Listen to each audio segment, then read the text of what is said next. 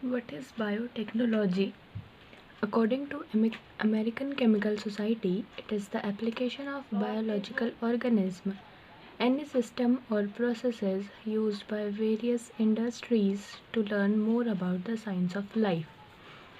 एक American chemical society है, वो कहती है कि ये एप्लीकेशन है बायोलॉजिकल ऑर्गेनिज्म की। बायोलॉजिकल ऑर्गेनिज्म जैसे कि हम लिविंग ऑर्गेनिज्म की या किसी भी एक सिस्टम की, इसमें क्या करते हैं हम, प्रोसेस करती है बहुत सारी इंडस्ट्रीज़, वेरियस प्रोसेसेस अपनाती है ताकि वो ज़्यादा से ज़्यादा पढ़ सके साइंस ऑफ लाइफ के बारे में, कि साइंस ऑफ लाइफ किस तरह से चलती है, उसमें हम क्या क्या मॉडिफिकेशंस कर सकते हैं। Moreover they improve the value of the material and organism such as in pharmaceuticals and crops etcetera. जब हम मॉडिफिकेशन करते हैं किसी भी चीज़ में, तो वो ना क्या करती है, मटेरियल की वैल्यू को इम्प्रूव कर देती है, उसकी क्वालिटी अच्छी कर देती है, उसमें हमें एक नया ऑर्गेनिज्म देखने को मिलता है, उसमें एक नई मॉडिफिकेशन देखने को मिलती है। फार्मास्यूटिकल्स में हम इसका यूज़ करते हैं और आपका क्रॉप्स में भी इसका यूज़ किया जाता है।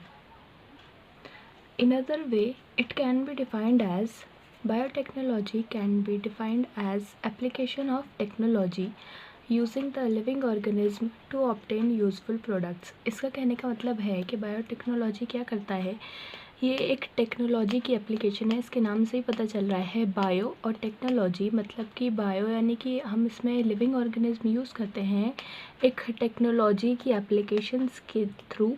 इसमें हम अपना लिविंग ऑर्गेनिज्म यूज़ करके अपने यूज़फुल प्रोडक्ट्स को ऑब्टेन करते हैं। Another definition of biotechnology can be कि बायोटेक्नोलॉजी को हम यूज़ करते हैं, biotechnology use biology to solve problems and make useful products. यानी कि ये बायोलॉजी यूज़ करती है, लिविंग ऑर्गेनिज्म आते हैं आपका बायोलॉजी में, लिविंग ऑर्गेनिज्म को यूज़ करके अपनी प्रॉब्लम्स को सॉल्व करके उससे अपना यूज़फुल प्रोडक्ट्स बनाती हैं।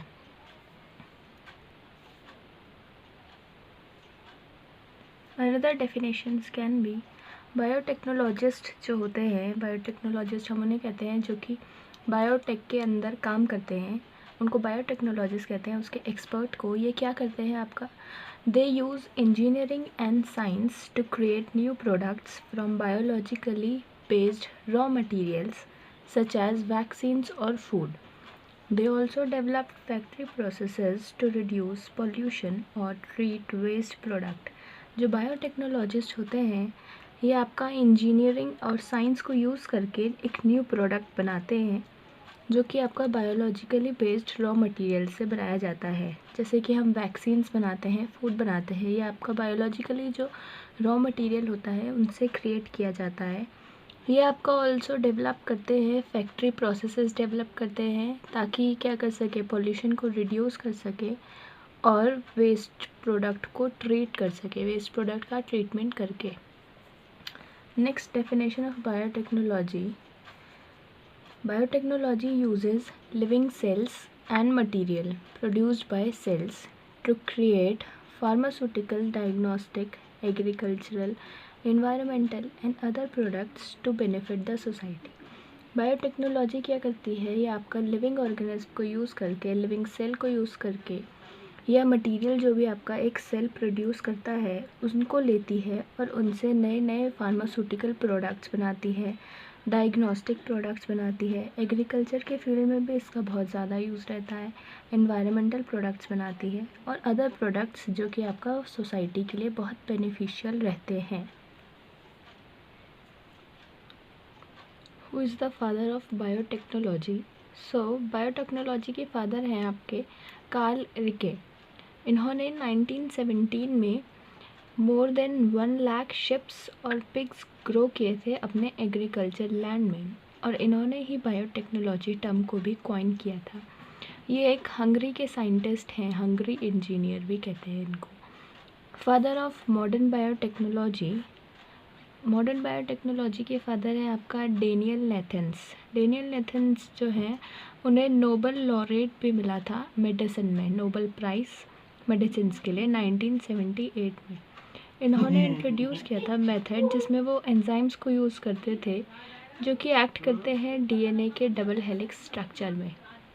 देन फादर और mother, we can say father और मदर ऑफ इंडियन बायोटेक्नोलॉजी आपका किरण माजुमदार शाह। किरण माजुमदार शाह जो है आपका चेयरमैन और मैनेजिंग डायरेक्टर हैं बायोकॉन के। OECD, OECD एक ऑर्गेनाइजेशन है जिसकी फुल फॉर्म है organisation for economic corporation and development. ये कहती है the application of scientific and engineering principle to the processing of material by biological agents to provide goods and services. Biological agents includes a wide range of biological substances such as enzymes, multicellular, unicellular, whole cell. OECD एक agency है जो कि आपका economic corporation और development के लिए जितने भी रूल्स एंड रेगुलेशन होते हैं उसको हेड करती है। ये आपका क्या कहती है कि एप्लीकेशन जो भी होती है आपकी साइंटिफिक और इंजीनियरिंग प्रिंसिपल पे काम करती है। इसमें ये क्या करते हैं, प्रोसेसिंग करते हैं मटेरियल की, बायोलॉजिकल एजेंट्स की, ठीक है। बायोलॉजिकल एजेंट्स की प्रोसेसिंग करते हैं और उससे क्या करते हैं, प्रोवाइड करते हैं goods and services. Biological agents जैसे कि आपका बायोलॉजिकल एजेंट्स वाइड रेंज के होते हैं, उसमें से आपका कुछ बायोलॉजिकल सब्सटेंसेस हम कह सकते हैं एंजाइम्स, मल्टीसेलुलर, यूनिसेलुलर और होल सेल्स होते हैं। OECD जो एजेंसी है वो क्या करती है, जो हमने जो भी ड्रग इन्वेंट किया होता है प्लांट्स से, उनको क्लिनिकल ट्रायल्स करती है OECD। इससे हम क्या देखते हैं कि वो कितनी % ऑफ डोज जो है जो हमने प्रोड्यूस की है ड्रग की वो टॉक्सिक हो सकती है किसी भी लिविंग ऑर्गेनिज्म के लिए। और दूसरा ये देखते हैं कि विच % विल बी सूटेबल। पहले तो हम देखते हैं कि कितनी % डोज जो है वो आपका टॉक्सिक होती है। टॉक्सिक से आपका कोई भी इंसान को वो फैटल इफ़ेक्ट शो कर सकती है, और कितनी % जो है ये आपका सूटेबल रहती है कि हमको इतनी इतनी डोज उसको देनी होती है। हमने इसमें क्या करा, OECD रैट्स को लेता है, रैट्स को लेकर उसमें सबसे ज़्यादा मैक्सिमम डोज देता है, मैक्सिमम डोज देता है ड्रग की, ताकि वो देखना चाहता है to see which % of the dose will produce toxic effect. वो देखता है कि कितना हद तक जो है डोज टॉक्सिक इफेक्ट प्रोड्यूस कर रही है, वो हम रैट में चेक करते हैं। अगर वो रैट में पास हो जाता है तब हम उसको ह्यूमन बींग्स को देते हैं। OECD जो है वो चेक करता है acute toxicological effect of drug. इसमें क्या करते हैं, हम क्लिनिकल ट्रायल किया जाता है रैट्स के ऊपर। रैट्स में ही हम बेसिकली इसलिए लेते हैं क्योंकि उनका जो आपका मेटाबॉलिक फंक्शन होता है और उनके जितने भी आपका ऑर्गन्स वगैरह होते हैं वो 90% सेम होते हैं ह्यूमन बींग से। इसलिए हम रैट को लेते हैं ताकि हमें पता चल सके कि वो ह्यूमन बींग में कैसे इफ़ेक्ट शो करेगा। तो OECD ने इसमें क्या लिया, 3 रैट्स लिए। 3 रैट्स लेकर हमने उनमें एक्सपेरिमेंट किया। हमने तीनों रैट्स को मैक्सिमम डोज जो है ड्रग की वो प्रोवाइड की। मैक्सिमम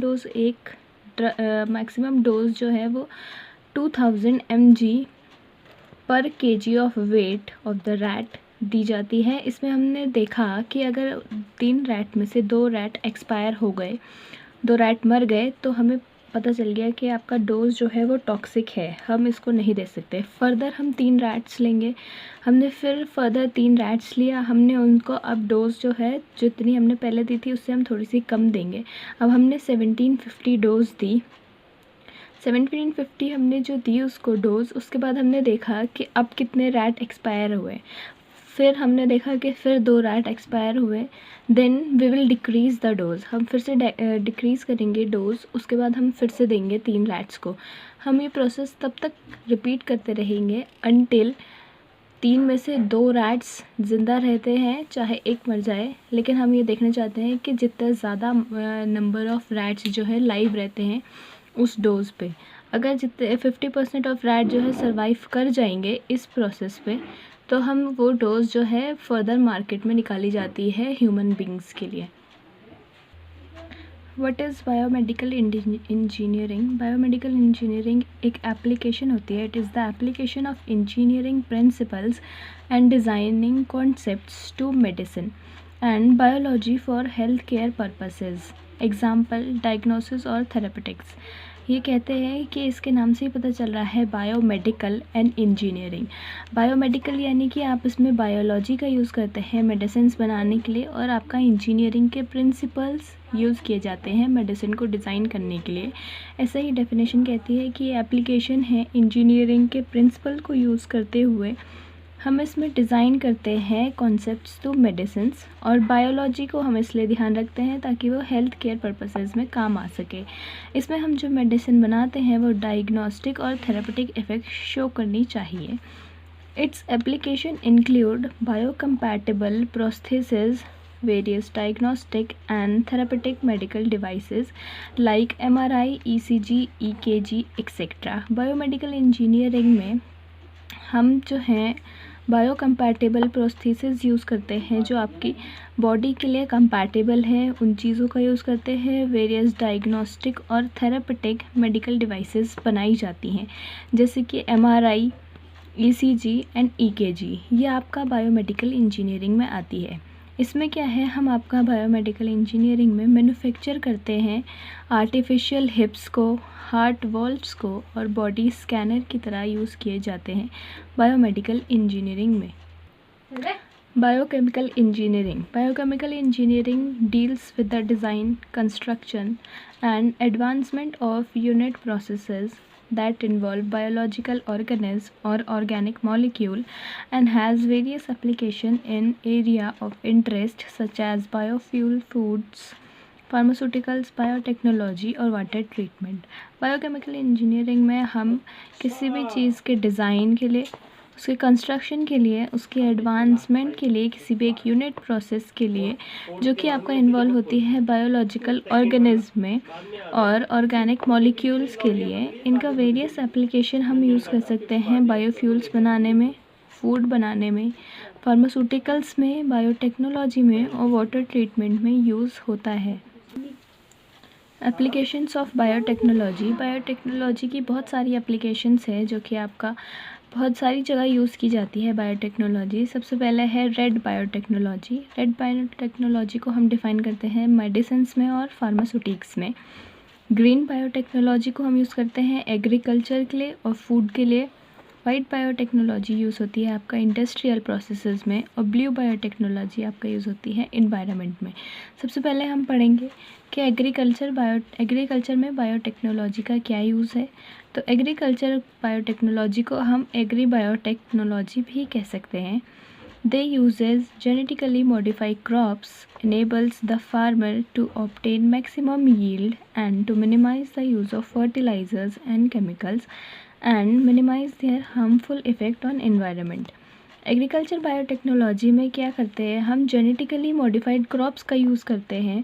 इससे फार्मर्स के लिए ये हेल्प होती है कि वो ऑब्टेन कर सके मैक्सिमम यील्ड ऑब्टेन कर सके और ज़्यादा से ज़्यादा मिनिमाइज़ कर सके यूज़ ऑफ फर्टिलाइज़र्स, ताकि हम फर्टिलाइज़र्स का कम यूज़ करें, केमिकल्स का कम यूज़ करें, कि जिसकी वजह से फर्टिलाइज़र्स और केमिकल की वजह से हार्मफुल इफ़ेक्ट शो होता है एनवायरनमेंट में। इससे हमारा हार्मफुल इफ़ेक्ट भी मिनिमाइज़ हो सकता है, इसीलिए हम उसको एग्रीकल्चर बायोटेक्नोलॉजी में यूज़ किया जाता है।